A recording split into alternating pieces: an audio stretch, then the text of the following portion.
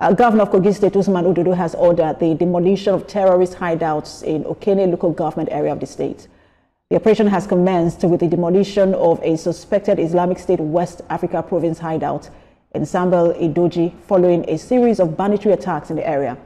A few months ago, controversial cleric Sheikh Gumi alleged that 90% of terrorists operating in Kogi State and the southwest are Ibira, youths who have been indoctrinated with extremist ideologies. Recently, the alleged mastermind of the Deeper Life Bible Church attack in Okene, said to be a leader of the Ansari terrorist group, was rearrested and arraigned. These developments, according to security sources, point to the growing presence of extremist tendencies in the area. The state government, however, has vowed to decisively root out all criminal elements to ensure lasting peace and stability in Kogi State. We have discovered that criminals have taken over this property. This property is owned by government, but fraudulently it was issued to an individual. And of course, when we discover that the activities going on here is giving our people unrest, so we have to take a bold decision to secure our people, because that is part of what I have signed to do. And as I've said, I will never negotiate with any criminal. I will never negotiate with any criminal. I will take that fight to them wherever they are. So we are here to carry out this exercise so that our people can sleep with their two eyes closed. This is Okene, and it's an example to everybody. If you harbor criminal, your house will go down. Bring in our reporter Michael Ila, who is standing by for us.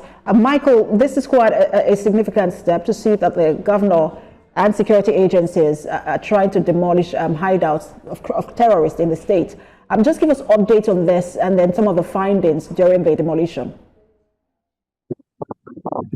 So hello, Precious. The governor himself set out at the wee hours of this morning to personally inspect that demolition, saying that the statement being issued by the Kogi State government is being carried out to the latter. So he says if he must walk the talk of stamping out insecurity in Kogi State, then the charity should begin from home. But from what we gathered from the residents, it's that the information the state government even got and other security operatives got as regards some of those structures came from the residents. So it was completely in line with the whistleblower policy that residents who see something should definitely say something. So, but what we have as at now is that some of those structures were serving as criminal hideouts in the past, and then we used to carry out kidnapping and other criminal related activities. So the governor says the demolition will continue across the state and is in line in his efforts to walk the talk in stamping out insecurity in Kogi State. And you also recall that this is coming just moments after the state government itself, through the Commissioner of Information, released a statement invalidating the certificates of occupancy which had been fraudulently issued to some individuals in the past. So the state government is also calling on individuals who want to acquire properties to go through the legal means to acquire these documents, so as not to become victims of demolition.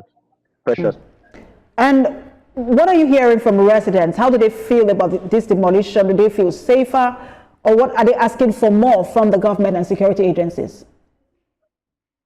Well, it's a combination of both. They are excited about the move, and they're also calling for more. While the residents in Kogi West, particularly, we have monitored comments on social media, and we know that residents in Kogi West are saying more of this can actually happen in Kogi West, considering that Kogi West is receiving the major heat of this criminal banditry and other criminal related activities, considering that Kogi State borders about 10 states and the FCT, and then there's an onslaught by security operatives on these bandits, particularly in states like Ekiti and Kwara, and then these guys are infiltrating Kogi State, particularly into Kogi West. So the residents in Kogi West are saying what is happening here in Kogi Central should also be extended in Kogi West, and also some parts of Kogi is just in the efforts to stamp out insecurity. So by and large, as I mentioned earlier, it came from a whistleblower policy, and the residents blew this whistle and they are excited by the move. They are saying some of these structures have been